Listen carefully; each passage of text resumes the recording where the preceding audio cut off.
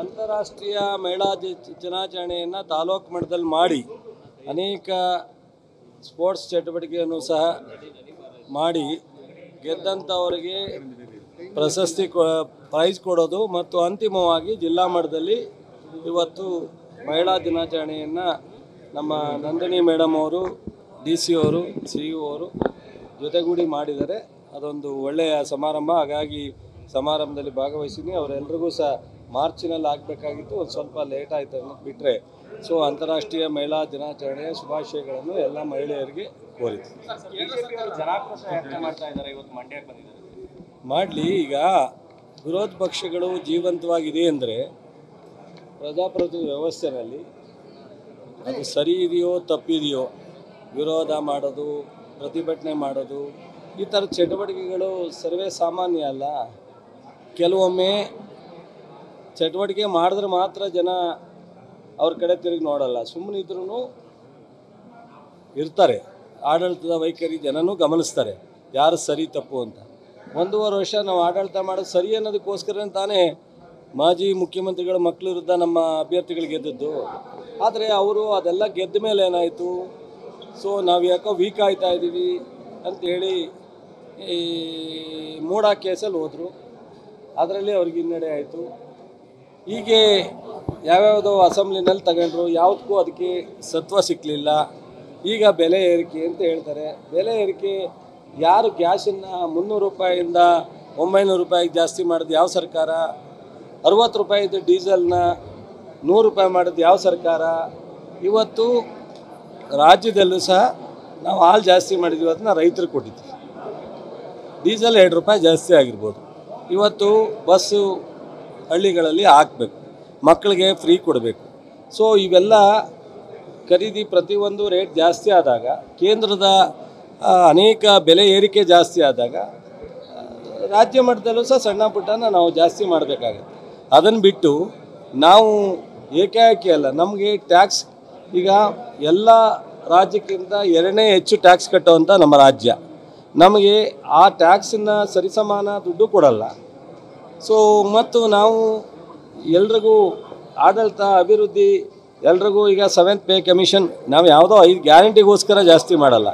7th pay commission ಕೊಡ್ತೀವಿ, ಅಭಿವೃದ್ಧಿ ಕೆಲಸನೂ ಆಗಬೇಕು. ಸೊ ಅನೇಕ ಜನಪರವಾದಂಥ ಕಾರ್ಯಕ್ರಮಗಳು ಜಾರಿ ಆಗ್ತವೆ. ಇವೆಲ್ಲ ಬಂದಾಗ ಸಹಜವಾಗಿ ಒಂದಷ್ಟು ಬೆಲೆ ಏರಿಕೆ ಸಣ್ಣ ಪುಟ್ಟದ್ದು ಇರುತ್ತೆ. ನಾವು ಮಾಡೋ ಪ್ರಮಾಣನೂ ಕೇಂದ್ರ ಸರ್ಕಾರ ಮಾಡೋ ಪ್ರಮಾಣನೂ ಲೆಕ್ಕ ಹಾಕಿದಾಗ ಕೇಂದ್ರ ಸರ್ಕಾರದ ಪ್ರಮಾಣ ಭಾಳ ಹೆಚ್ಚಿದೆ. ಬಟ್ ಅವರು ಸಿಟಿ ರವಿ ಹೇಳ್ತಾರೆ ಸರ್ 700 ಕೋಟಿ ಬಾಕಿ ಉಳಿಸ್ಕೊಂಡಿದೆ. ರಾಜ್ಯ ಸರ್ಕಾರದ ಬೆಲೆ ಹೆಚ್ಚಳ ಮಾಡ್ತಾ ಇದ್ದಾರೆ. ಆದರೆ ಕೇಂದ್ರ ಸರ್ಕಾರ ಡೀಸೆಲ್ ಬೆಲೆ ಜಾಸ್ತಿ ಮಾಡಿದೆ, ಗ್ಯಾಸ್ ಬೆಲೆ ಜಾಸ್ತಿ ಮಾಡಿದೆ. ಅದನ್ನೇ ನಾನು ಹೇಳಿದ್ನಲ್ಲ, ಕೇಂದ್ರ ಸರ್ಕಾರ ಯಾವತ್ತೂ ಸಹ ಬೆಲೆ ಏರಿಕೆ ಜಾಸ್ತಿ ಮಾಡಿದಾಗ ರಾಜ್ಯ ಸರ್ಕಾರನೂ ಒಂದಷ್ಟು ಮಾಡಲೇಬೇಕಾಗುತ್ತೆ, ಅದು ಅನಿವಾರ್ಯ. ಸೊ ಕೇಂದ್ರ ಸರ್ಕಾರ ಮಾಡೋ ಪ್ರಮಾಣನೂ ನಮ್ಮದು ಲೆಕ್ಕ ಹಾಕಿದಾಗ ನಮ್ಮದು ಕಡಿಮೆ. ಕೇಂದ್ರ ಸರ್ಕಾರ ಕಳೆದ 10-12 ವರ್ಷ ಏನು ಮಾಡಿದ್ದಾರೆ ಮೋದಿ ನೇತೃತ್ವದಲ್ಲಿ ಅದು ಆಯಿತು. ಇದೇ ಜನತಾ ದಳದವರು ಕೇಂದ್ರ ಸರ್ಕಾರದ ಮೇಲೆ ಬಿದ್ದಿರಲಿಲ್ವಾ, ಗಲಾಟೆ ಮಾಡಿರಲಿಲ್ವಾ, ಪ್ರತಿಭಟನೆ ಮಾಡಿರಲಿಲ್ವಾ? ಈಗ ಅವ್ರ ಜೊತೆ ಇವರು ಸಹಕರಿಸ್ಕೊಂಡು ಬೆಲೆ ಏರಿಕೆ ಬಗ್ಗೆ ಮಾತನಾಡ್ತಾರೆ. ಏನು ಮಾಡಲಿಕ್ಕಾಗತ್ತೆ? ಸೊ ಒಟ್ಟು ನಮ್ಮ ರಾಜ್ಯ ಸರ್ಕಾರ ಜನಪರವಾದಂಥ ಕೆಲಸವನ್ನು ಮಾಡ್ತಾಯಿದ್ದೀವಿ. ಸಣ್ಣ ಪುಟ್ಟ ಏರಿಕೆ ಅದು ರೊಟೇನಿಂಗ್ ಪ್ರತಿ ವರ್ಷ ಬರ್ತಕ್ಕಂಥ ರೀತಿಯಲ್ಲಿ ಒಂದಷ್ಟು ಆಗುತ್ತೆ. ಆದರೆ ನಾವು ಕೇಂದ್ರ ಸರ್ಕಾರಕ್ಕೆ ಹೋಲಿಕೆ ಮಾಡಿದ್ರೆ ಆ ಪ್ರಮಾಣದ ಬೆಲೆ ಏರಿಕೆಯನ್ನು ನಾವೆಲ್ಲೂ ಮಾಡಿದ್ವಿ. ಇದೊಂದು ಹೇಳ್ಬಿಟ್ಟು ಇದೊಂದು ಏನು ಸಿಟಿ ರವಿಯವರು 700 ಕೋಟಿನ ಬಾಕಿ ಉಳಿಸ್ಕೊಂಡಿದ್ದಾರೆ ಅಂತ ಹೇಳ್ತಾ ಇದ್ದಾರೆ ಆರೋಪ. ಈಗ ಸಹಾಯಧನದಲ್ಲಿ 690 ಕೋಟಿ ನಮ್ಮ ಮಿಸ್ಟ್ರು ಬಸವರಾಜ ಬೊಮ್ಮಾಯಿಯವರಿದ್ದಾಗ ಬಾಕಿ ಇತ್ತು. 2 ಲಕ್ಷ ಕೋಟಿ ಅಭಿವೃದ್ಧಿನಲ್ಲಿ ಬಾಕಿ ಉಳಿಸೋದು ಅದೆಲ್ಲ ಗೊತ್ತಿದೆಯಲ್ಲ. ಸಿಟಿ ರವಿ ಅಷ್ಟೊಂದು ಮಾತಾಡೋರಿಗೆ ಇದೆಲ್ಲ ಮಾಹಿತಿ ಇಲ್ವಾ? ಸೊ ಅದರಿಂದ ನಾವು ಅದನ್ನೆಲ್ಲ ನಿಭಾಯಿಸ್ಕೊಂಡು ಈ ವರ್ಷ ಅಂತಿಮವಾಗಿ ಇನ್ನೊಂದು ಸ್ವಲ್ಪ ಕಾಂಟ್ರಾಕ್ಟ್ ಬಿಲ್ಲಲ್ಲಿ ಬಾಕಿ ಇದೆ ವಿನ ಎಲ್ಲ ಇಲಾಖೆಯ ಕಾರ್ಯಕ್ರಮದಲ್ಲಿ ಅವರು ಬಾಕಿ ಉಳಿಸಿದಂಥವು ಅಂತಿಮವಾಗಿ ಬಂದಿದ್ವಿ. ಅದರಿಂದ ಅವರು ಸಿಟಿ ರವಿ ಮಾತಾಡೋದೇ ಚಪಲ. ವಿರೋಧ ಪಕ್ಷ ನಾಯಕರು ಅವ್ರ ಅಸ್ತಿತ್ವ ಉಳಿಸ್ಕೊಳ್ಳೋಕೆ ಮಾತಾಡೋದು ನಾವೇನು ಮಾಡಲಿಕ್ಕಾಗಲ್ಲ. ಕೇಂದ್ರ ಸರ್ಕಾರದವ್ರು ಯಾಕೆ ಮಾಡವ್ರೆ ಜಾಸ್ತಿನ? ನೆನ್ನೆ ಡೀಸೆಲು ಗ್ಯಾಸ ಏನಕ್ಕೆ ಮಾಡೋರಪ್ಪ? ನೇನೆ ಡೆಲ್ಲಿನಲ್ಲಿ ನಾವು 2,000 ಅವ್ರು 3,000 ಅನೌನ್ಸ್ ಮಾಡಿದ್ರಲ್ಲ ಏನಕ್ಕೆ? ನೋಡಿ, ಇಲ್ಲಿ ಆಡಳಿತ, ಅಭಿವೃದ್ಧಿ, ಜನಪರ ಕಾರ್ಯಕ್ರಮ ಎಲ್ಲವೂ ಒಂದಕ್ಕೊಂದು ಜೋಡಣೆ ಇರುತ್ತೆ. ಆದರೆ ಕಾಂಗ್ರೆಸ್ ಸರ್ಕಾರ ಕರ್ನಾಟಕದಲ್ಲಿ ಯಾವತ್ತೂ ಜನಪರವಾಗಿದೆ, ಪೂರಕವಾಗಿ ಮಾಡ್ತಾ ಇದ್ದೀವಿ. ನಮ್ಮದೇ ಆದಂಥ ಒಂದು ಇತಿಮಿತಿನಲ್ಲಿ ಜನಪರವಾಗಿ ಕೆಲಸ ಮಾಡ್ತೀವಿ. ಡಿಸೆಂಬರ್ ನಂತರ ಸಿಎಂ ಚೇಂಜ್ ಆಗ್ತಾರೆ ಸರ್. ಹಾಂ, ಡಿಸೆಂಬರ್ ನಂತರ ಸಿಎಂ ಚೇಂಜ್ ಆಗ್ತಾರೆ. ಅದನ್ನು ಯಾರು ನಿಮ್ಗೆ ಹೇಳಿದಾರ, ನಮ್ಗೆ ಹೇಳಿದಾರ? ಏನಿಲ್ಲ. ಯಾರು ಈಗ ಶಾಸಕರು ವೈಯಕ್ತಿಕವಾಗಿ ಕೆಲವರು ಅಭಿಪ್ರಾಯಗಳನ್ನ ಮಂತ್ರಿಗಳಲ್ಲಿ ಶಾಸಕರು ಪಾರ್ಟಿನಲ್ಲಿ ಸಿದ್ದರಾಮಯ್ಯನವರು DK ಅವರು ಏನಾರು ಹೇಳಿದ್ರೆ ಅಥವಾ ಹೈಕಮಾಂಡ್ ಹೇಳಿದ್ರೆ ಅದ್ರ ಬಗ್ಗೆ ರೀಶಫಲ್ ಆಗಲಿ, ಮಂತ್ರಿಗಳ ಬಿಡುಗಡೆ ಆಗಲಿ, ಮುಖ್ಯಮಂತ್ರಿ ಬದಲಾವಣೆ ಆಗಲಿ, ಅಧ್ಯಕ್ಷರು ಬದಲಾವಣೆ ಆಗಲಿ, ನಮ್ಮ ಪಾರ್ಟಿನಲ್ಲಿ ACC ಅವರು ಹೇಳಬೇಕು ಅಥವಾ ರಾಜ್ಯದ ಅಧ್ಯಕ್ಷರು, ಮುಖ್ಯಮಂತ್ರಿಗಳು ಇಷ್ಟು ಜನದ ಬಾಯಿನಲ್ಲಿ ಬಂದರೆ ಮಾತ್ರ ಅಧಿಕೃತ ಅನ್ಕೊಳ್ಳಿ. ಇನ್ನು ಯಾರು ಹೇಳಿದ್ರು ನಾವು ಹೇಳೋದು ಅಧಿಕೃತ ಅಲ್ಲ. ಅದು ಹೇಳೋದು ಯಾವುದೂ ಅಧಿಕೃತ ಅಲ್ಲ. ಈಗ ಕೆಲವರು ಚಪಲಕ್ಕೂ ಮಾತಾಡ್ಬೋದು, ಕೆಲವರು ಅವ್ರ ಅಭಿಪ್ರಾಯನೂ ವ್ಯಕ್ತಪಡಿಸ್ಬೋದು. ಕೆಲವರಿಗೆ TV ಮುಂದೆ ಕೂತ್ಕೊಂಡಾಗ ಏನೋ ಹೇಳ್ತಾರೆ, ಅದೇನೋ ಒಂದು ಹೊಡಿತಾರೆ. ಬಟ್ ಆದರೆ ನಾನು ಹೇಳೋದು ಸಹ ಅಧಿಕೃತ ಅಲ್ಲ, ಶಾಸಕರು ಹೇಳೋದು ಅಧಿಕೃತ ಅಲ್ಲ. ಅಧಿಕೃತ ರಾಷ್ಟ್ರದ ಅಧ್ಯಕ್ಷರು, ರಾಷ್ಟ್ರದ ಪ್ರಧಾನ ಕಾರ್ಯದರ್ಶಿಗಳು ವೇಣುಗೋಪಾಲು, ರಾಜ್ಯದ ಮುಖ್ಯಮಂತ್ರಿಗಳು, ರಾಜ್ಯದ ಅಧ್ಯಕ್ಷರು ಇವರು ಹೇಳಿದಾಗ ಮಾತ್ರ ಅಧಿಕಾರಿ. ಆವಾಗ ನೀವು ಅದನ್ನು ಕನ್ಸಿಡರ್ ಮಾಡಬೇಕು.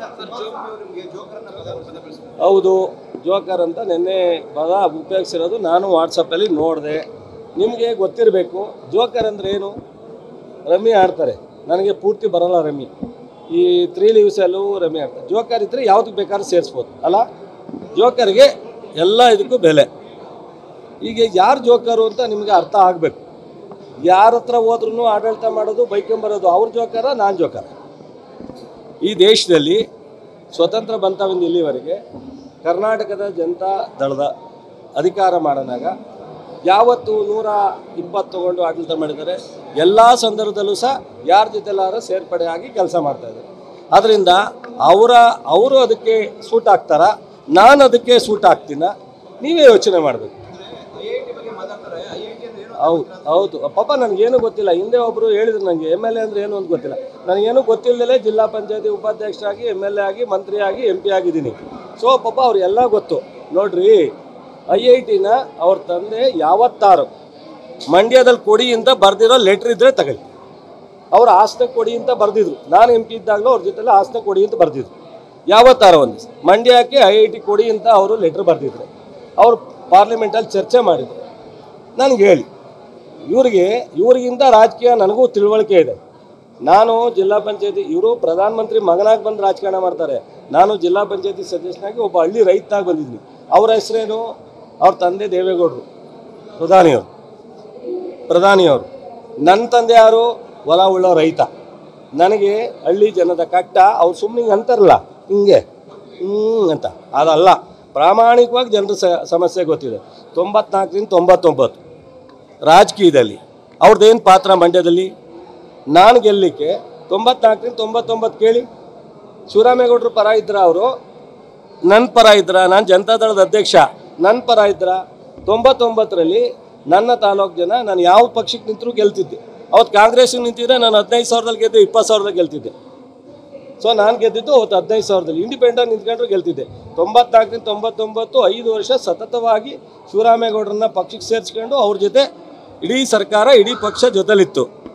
ಅವ್ರದ್ದೇನು ಕೊಡುಗೆ ಆಯಿತು? ನಾನು ಗೆದ್ದೆ, ಮಂತ್ರಿ, ಅವರು ಸರ್ಕಾರ ಇತ್ತು, ಸಿದ್ದರಾಮಯ್ಯನವರು ಇದ್ದರು, ದೇವೇಗೌಡರು ಇದ್ದರು, ಇವರು ಇದ್ದರು, ಮಂತ್ರಿ ಮಾಡಿದ್ರು.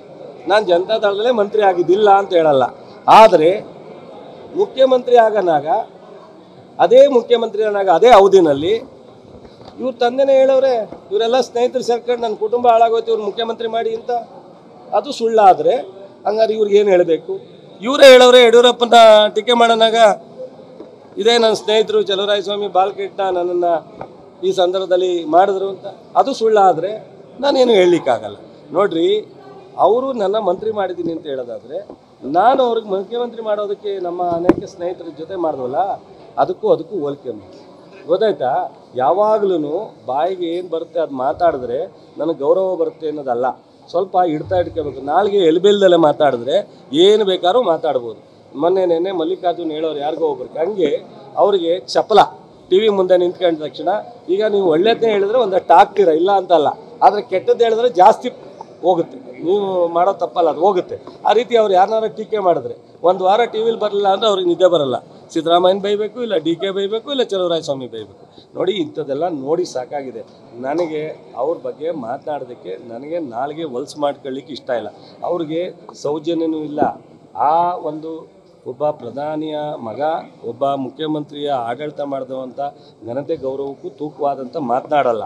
ಅವ್ರಿಗೆ ಚಪಲಕ್ಕೆ ಮಾತಾಡ್ತಾರೋ, ಅನಾವಶ್ಯಕವಾಗಿ ಮಾತಾಡ್ತಾರೋ, ಅವರಿಂದ ರಾಜಕಾರಣ ನಾನು ಕಲಿಬೇಕಾದ ಅವಶ್ಯಕತೆ ಇಲ್ಲ ಅಂತ ಹೇಳಿದ್ದೀನಿ.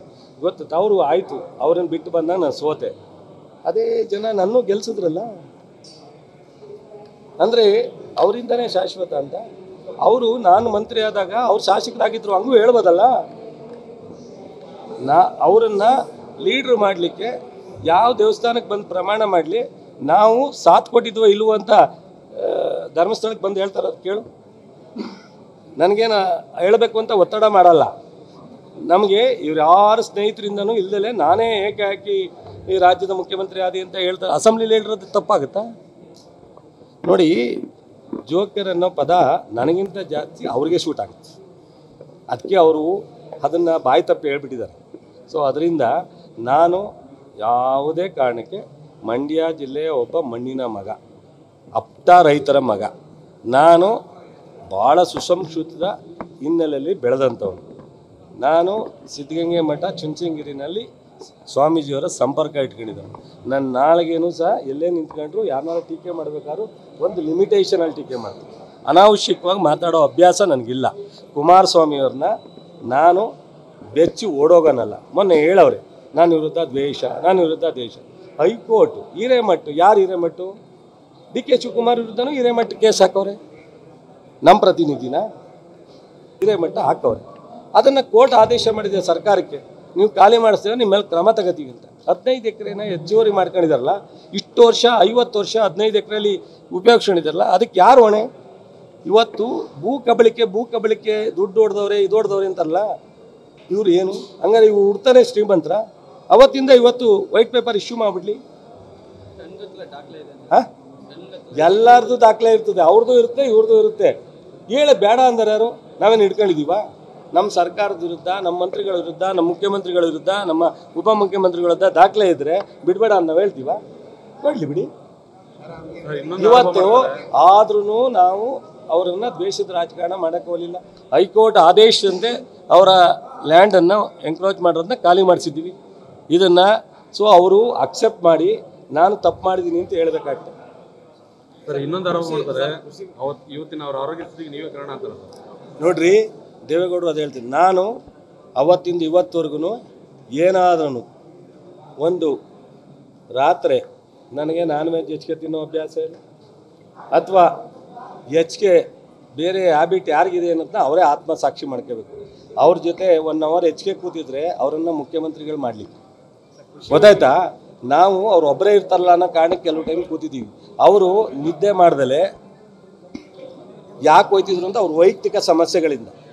ರಾತ್ರಿ ಹೊತ್ತು ನಾವು 8 ಗಂಟೆ ಮನೆಗೆ ಹೋದ್ರೆ ಹೆಂಡತಿ ಮಕ್ಕಳ ಜೊತೆ ಚೆನ್ನಾಗಿದ್ದು, ಅವ್ರು ಯಾಕೆ ಹೋಯ್ತಿರಲಿಲ್ಲ 8 ಗಂಟೆಗೆ ಅಂತ ಅವ್ರನ್ನೇ ಕೇಳಬೇಕು. ನಾನಲ್ಲ ಅದಕ್ಕೆ ಉತ್ತರ ಹೇಳೋದು, ಅವರೇ ಹೇಳಬೇಕು. ಅವ್ರ ಕೈಲಿ ಹೋಗೋಕ್ಕಾಗದೇ ಇದ್ದಾಗ ನಮ್ಮಂಥ ಸ್ನೇಹಿತರುಗಳು 4 ಜನ ಯಾರಾದರೂ ಒಬ್ಬರು ಪಾಪ ಒಬ್ಬರೇ ಕೂತ್ಕೋತಾರಲ್ಲ ಅಂತ ಕೂತ್ಕೋಬೇಕಾಗಿತ್ತು. ಇವೆಲ್ಲ ಚರಿತ್ರೆನ ನನಗೆ ಅವಕಾಶ ಸಿಕ್ಕಿದ್ರೆ ಅಸೆಂಬ್ಲಿನ ಒಂದು ಸ್ವಲ್ಪ ಹೇಳಿದ್ದೆ, ಮತ್ತೆ ಸಿಕ್ಕಿದ್ರೆ ಹೇಳ್ತಿದ್ದೆ. ನಿಮ್ಮ ಹತ್ರ ಹೇಳಿದ್ರೆ ಅದು ರೆಕಾರ್ಡ್ಗೆ ಹೋಗಲ್ಲ. ಒಂದು ದಿವಸ ಹಾಕ್ಬೋದು, ಒಂದು ದಿವಸ ಬರಿಬೋದು, ಅದು ಹೋಗಲ್ಲ.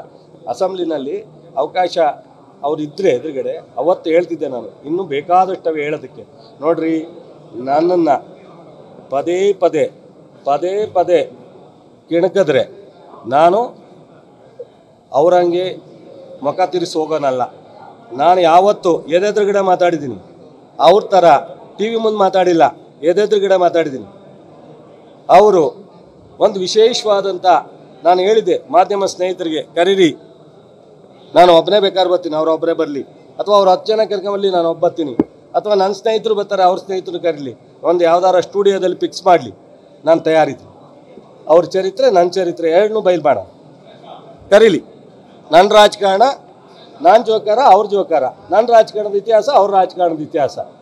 ಒಂದು ಯಾವ್ದಾರ ಒಂದು ಟಿ ವಿಯವರು ಕರೀಲಿ, ಒಂದು ಸ್ಟುಡಿಯೋದಲ್ಲಿ ಎದೆದುಗಡೆ ಕೂತ್ಕೊಳ್ಳೋಣ, ಚರ್ಚೆ ಮಾಡೋಣ. ಅಸೆಂಬ್ಲಿಲಂತೂ ಈಗ ಅವ್ರು ಪಾರ್ಲಿಮೆಂಟಲ್ಲಿ ಅವರೇ, ನಾನು ಅಸೆಂಬ್ಲಿ, ನಾನು ಅಲ್ಲಿ ಹೋಗೋಕ್ಕಾಗಲ್ಲ, ಅವ್ರು ಇಲ್ಲಿ ಬರಲಿಕ್ಕಾಗಲ್ಲ. ಅಧಿಕೃತ ಅಂದರೆ ಒಂದು ಬೆಸ್ಟ್ ಪಾರ್ಲಿಮೆಂಟು ಅಥವಾ ಅಸೆಂಬ್ಲಿ, ಎರಡರಲ್ಲೂ ಆಗಲ್ಲ. ಈಗ ಇನ್ನೊಂದು ಏನು ಆಪ್ಷನ್ಸ್ ಇರೋದು, ಯಾವ್ದಾರ ಟಿ ವಿ ಚಾನಲ್ ಕರೀಲಿ, ಬರ್ತೀನಿ, ನಾನು ತಯಾರಿದ್ದೀನಿ. ಅದು ಬಿಟ್ಟು ಮಂಡ್ಯ ಜನ ಅವ್ರನ್ನ ಎಷ್ಟು ನೋಡೋರೋ ನನ್ನೂ ಜಾಸ್ತಿ ನೋಡೋರೆ. ಮಂಡ್ಯಕ್ಕೆ 99ರಲ್ಲಿ ನಾನು ಗೆದ್ದಾಗ 4 ಕಡೆ ಠೇವಣಿ ಇರಲಿಲ್ಲ. ಅವತ್ತಿನ ಜನತಾದಳಕ್ಕೆ 4 ಕಡೆ ಕ್ಯಾಂಡಿಡೇಟ್ ಇರಲಿಲ್ಲ. ಅವತ್ತು ಇವರು ಯಾವ ರೀತಿ ನನ್ನನ್ನು ಕ್ಯಾಂಡಿಡೇಟ್ ಆಗಬೇಕು ಅಂದ್ರೋ ಗೊತ್ತಿದೆ. 94ರಿಂದ 99 ನಿಮ್ಗೆ ಎಷ್ಟು ಜನಕ್ಕೆ ಗೊತ್ತಿದೆಯೋ ಗೊತ್ತಿಲ್ವಾ. ಸೊ ಜನತಾದಳದ ಪರಿಸ್ಥಿತಿ ಹೆಂಗಿತ್ತು ರಾಜ್ಯದಲ್ಲಿ ಅಸೆಂಬ್ಲಿಲಿ 10 ಜನ ಗೆದ್ದವರು 6 ಜನ ಪಾರ್ಟಿ ಬಿಟ್ಟೋದ್ರು. ಎಸ್ ಎಂ ಕೃಷ್ಣವ್ರ ಜೊತೆ 4 ಜನ, ನಾನು, ಚೆನ್ನಿಂಗಪ್ಪ, ಸುರೇಶ್ ಬಾಬು, ಕೃಷ್ಣಮೂರ್ತಿ ಕಡೂರು, 4 ಜನ ಉಳ್ಕೊಂಡವರು 5 ವರ್ಷ. ನಡೀರಿ, ಎಲ್ಲ ಗೊತ್ತಿದೆ ಅವರ ಇತಿಹಾಸ. ಅವ್ರು ಏನಾಗುತ್ತೆ, ಹಿಟ್ ಆ್ಯಂಡ್ ರನ್ ಕೇಸು, ಜೊತೆಗೆ ಏನಾಗುತ್ತೆ ಮಾತಾಡ್ಬಿಟ್ಟು ಓಡೋಗ್ಬಿಟ್ರೆ ಸೊ ಒಂದಷ್ಟು ಟಿ ವಿಲಿ ಹಾಕ್ತೀನಿ ನಡ್ರಿ. ನ್ಯೂಸ್ ಫಸ್ಟ್ ನಿರ್ಭೀತಿಯಿಂದ ನಿಮ್ಮ ಪರವಾಗಿ.